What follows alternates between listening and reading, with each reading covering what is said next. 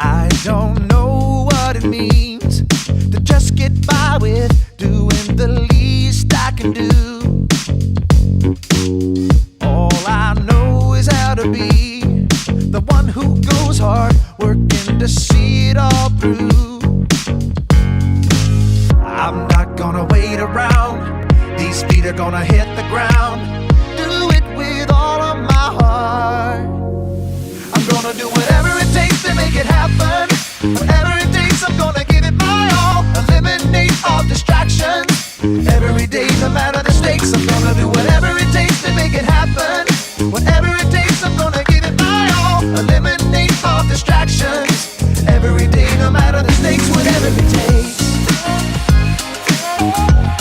Oh yeah, whatever it takes. I don't know how it feels to only put in half of the effort I can give. All I know how to do is to aim for the stars. That's the only way to live. I'm not gonna wait around, these feet are gonna hit the ground. Do it with all of my heart. I'm gonna do whatever it takes to make it happen. Whatever it takes, I'm gonna give it my all. Eliminate all distractions. Every day, no matter the stakes, I'm gonna do whatever it takes to make it happen. Whatever it takes, I'm gonna give it my all. Eliminate all distractions. Every day, no matter the stakes, whatever it takes. Oh, whatever it takes.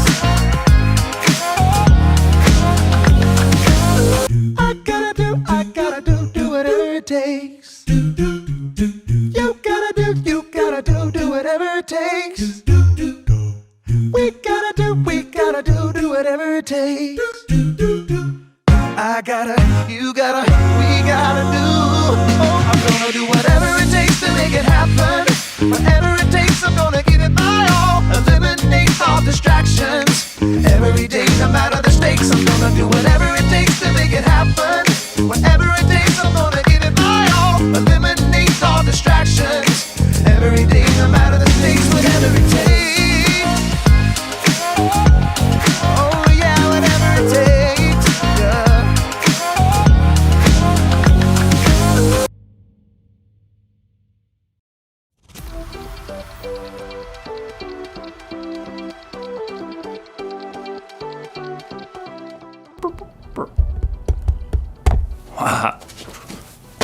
Hey everybody, it's me, Jacob, and I may not be a real astronaut, but I still know a lot about initiative. Initiative is seeing what needs to be done and doing it. So, it's doing what needs to be done, yes, but first you have to see what needs to be done. You have to look for the needs around you. They know all about this in space travel. Let's say, for instance, they decide to go from the Earth to the moon. They don't just get in their rockets, strap themselves in, and take off. No. Hey phone, how do I get to the moon? No. They spend months, even years, planning for every trip. They prepare for things that might go wrong and have backup plans in place to help protect them. They look out for things that might get in their way, like other aircrafts or satellites. Look out for that asteroid! Oh, that was a close one. They decide before they even start the trip exactly where they're gonna go and how they're gonna get there. They know Aw, man. I ruined the moon! That was not part of the plan. But good thing, I had a backup plan. This moon is much sturdier. In today's story, we'll hear more about Nehemiah, who had a plan to make the city of Jerusalem stronger. And there was more to that plan than just rebuilding the wall. Nehemiah could have used a smartphone. Knock knock, who's there? It's phone. Hey, phone, question. How do I make Jerusalem stronger? Or maybe not. I'll see you in a few. The Bible. It's 66 books of history, Stories, letters, and poetry that fit together to form God's one big story. The epic adventure of how He created us and loves us so much that He made a way to rescue us. As we travel through the Bible, from Genesis to Revelation, we discover people who met God and found their lives changed forever. Now, for an amazing story. Inspired by the book of Nehemiah, chapter 5, verses 1 through 12. Nehemiah had traveled all the way from the king's palace of Persia to the broken down city of Jerusalem. And there, with God's help, he rallied all the Jews living there to begin the epic job of rebuilding that city's walls. Who's with me? I say, let's start rebuilding. At first, the work went well. Each family or group took a different part of the wall to work on. We're making record time. Nehemiah and the people even managed to ignore taunts and threats from neighboring nations who did not want to see that wall rebuilt. If a fox climbs on that pathetic thing, it'll fall right down. The God of heaven will give us success. So it seemed like nothing was going to stop this big project until new trouble showed up. From inside the walls, a group of Jews in ragged cloaks came to look for Nehemiah where he was working on the wall. There's not enough food for everyone. We're being forced to sell our fields and vineyards just to buy grain. There's hardly enough to keep us alive. The king's taxes are high. We have to borrow money, but then we can't even pay the high interest. Interest was extra money the people had to pay back. It was so high they could hardly keep any of the money they made. Who's making you do this? Other Jews, our own relatives. We even had to send our children to work for them as slaves. We have nothing left. Please help us. This is not right. It's not right at all. I'll take care of it. Nehemiah was so angry that he didn't trust himself to act in the moment. Instead, he thought it over for a time. God, what do I do about this? His own people were mistreating those who had less. Nehemiah took this so seriously, he stopped work on the wall to call together the Jewish nobles and officials. What's this all about? Better be good. Making us lose all this work time. It's not good. It's bad. You're charging your own people interest. It's not like it's that much. I mean, we can't loan money for free, right? Do you have to ask me this? Think about it. Many Jewish people were sold as slaves to other nations, and we had to buy them back and bring them home.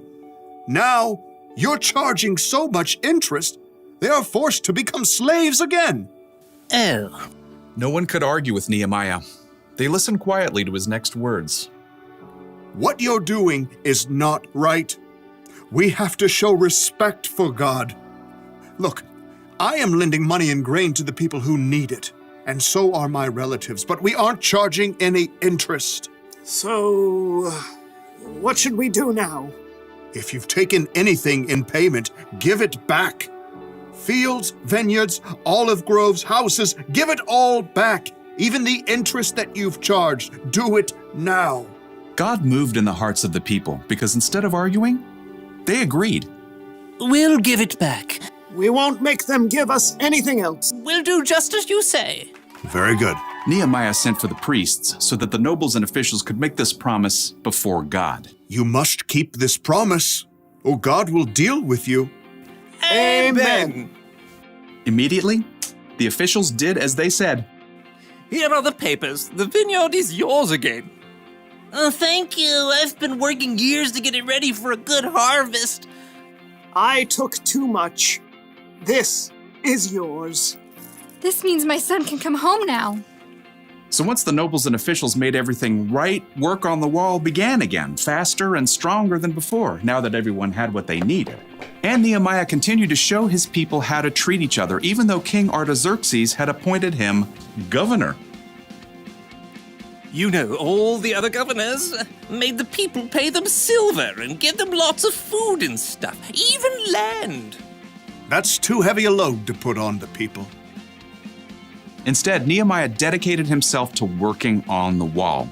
In fact, he even invited 150 people to eat food at his own table. Throughout his life, he always looked for ways to treat people fairly and make things right.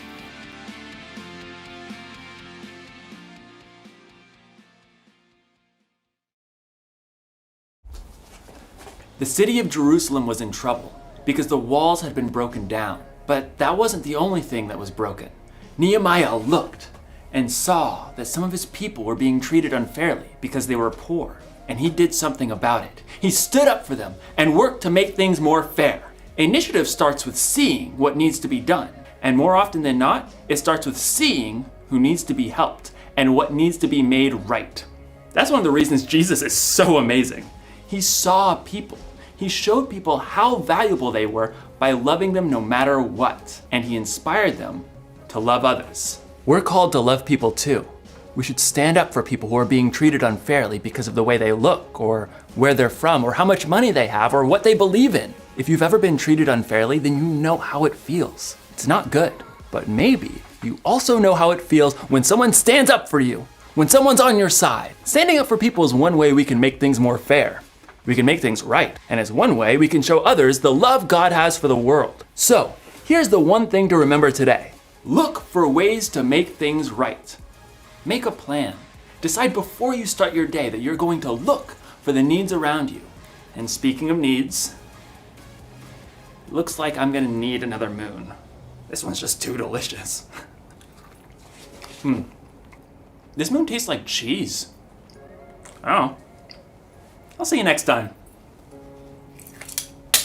Oh, where's my face shot?